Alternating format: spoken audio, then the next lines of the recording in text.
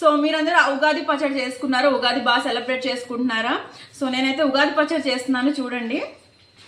So చూసారా, first ingredients మొత్తం చూపిస్తాను. ఉప్పు, వేపపూత, మిర్చి, మామిడికాయ, అండ్ పులుపు కోసం చింతపండు రసం, అండ్ తీపి కోసం బెల్లం. సో 6 రుచులు అనిపించినాయి కదా, తీపి, పులుపు, ఉప్పు, కారం, మిర్చి అండ్ వేపపూత అండ్ మామిడికాయ. సో 6 రుచులు. సో ఉగాది అంటే 6 రుచులు, 6 రుచులు కదా. సో ఇవన్నీ కలిపితేనే ఉగాది పచ్చడి అండి. సో చాలా అంటే కొంతమందికి నచ్చకపోవచ్చు, బట్ చాలా తినండి, చాలా టేస్టీగా ఉంటుంది. సో నేను రండి ప్రాసెస్ చూపిస్తాను. సో ఫస్ట్ అయితే మామిడికాయ వేసుకుందాం. ఇదిగోండి, మామిడికాయ వేసుకున్నాను. తర్వాత మిర్చి.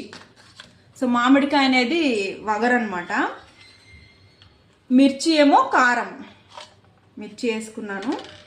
తర్వాత కొంచెం సాల్ట్, ఎక్కువ వేసుకోకండి, కొంచెం సాల్ట్. ఇది ఉప్పు అనమాట.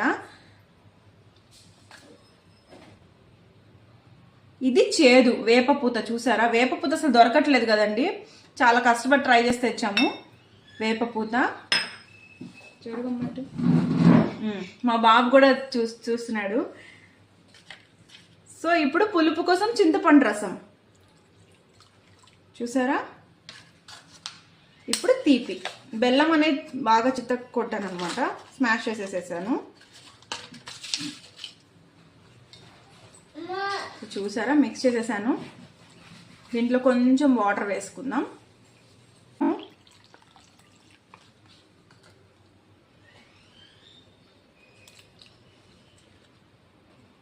బెల్లం కొంచెం టైం పడుతుంది కరగడానికి.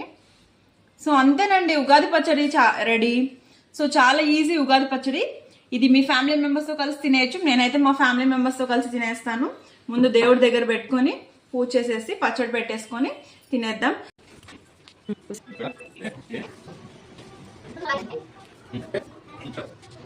పండుగనే సరే, ఇదే కానీ వినాయక చవితి అని, దీపావళి, ఏదైనా సరే పూజలో కానీ ఇన్వాల్వ్ చేయండి పిల్లల్ని. సో వాళ్ళు చాలా హ్యాపీ ఫీల్ అవుతారు అండ్ వాళ్ళకు కూడా చాలా మంచి మెమరీస్ ఉంటాయి. సో ఈ ఉగాది పచ్చడిలో ఈ 6 రుచులు ఏవైతే ఉన్నాయో అలానే మీ లైఫ్ కూడా ఇలానే అన్ని రుచులు ఉండాలి, అన్ని ఫేస్ చేయాలి, అన్ని ప్రాబ్లమ్స్ ఫేస్ చేసుకొని సొల్యూషన్ ఎత్తుక్కొని సో మీ లైఫ్ ముందుకు సాగాలని కోరుకుంటున్నాను. నా లైఫ్ కూడా అలానే సాగాలని కోరుకోండి. సో అందరూ హ్యాపీగా ఉండండి, అందరు బాగుండాలి, అందులో మనం ఉండాలని కోరుకోండి. సో మీరు కూడా చాలా హ్యాపీగా ఉంటారు. సో అదండి, అందరికీ హ్యాపీ ఉగాది. Bye bye. మీరు బాగా సెలబ్రేట్ చేసుకోండి. బాయ్.